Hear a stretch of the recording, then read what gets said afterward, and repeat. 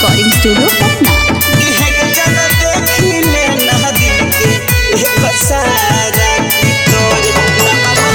कोई के शौक नंबर ब्लॉक कइले माथा तोहरा धिकल हकौगे। कोई के शौक नंबर ब्लॉक कइले माथा तोहरा धिकल हकौगे। किहेगे जना देखिले ना दिल के एक सारा की तोरे नामवा लिखल हकौगे।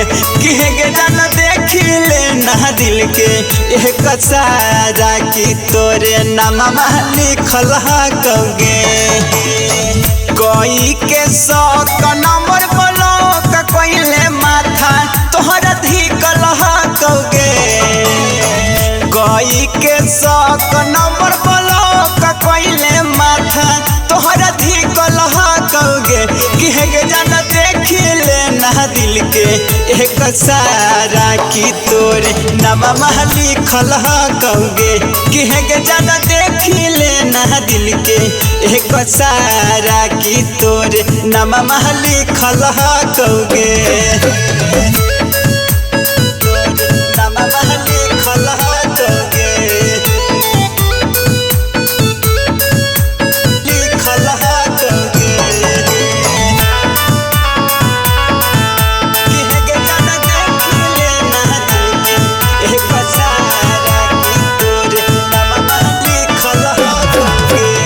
सुतते उठत तोही आबोही याद गे।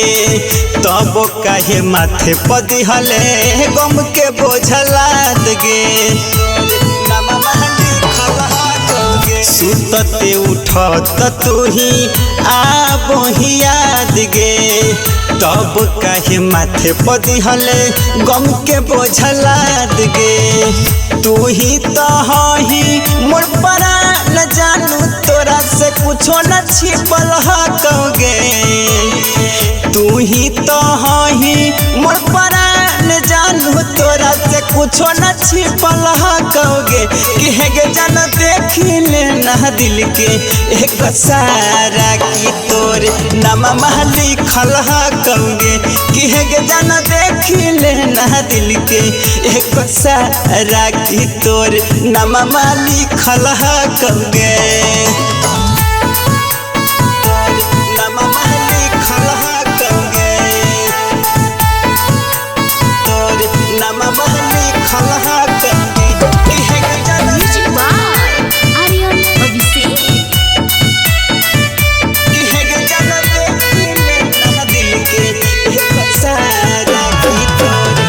किरिया खियाले चाहे दे दे कसम गे।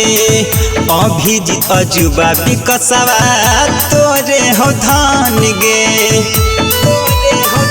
सुन ना किरिया खियाले चाहे दे दे कसम गे।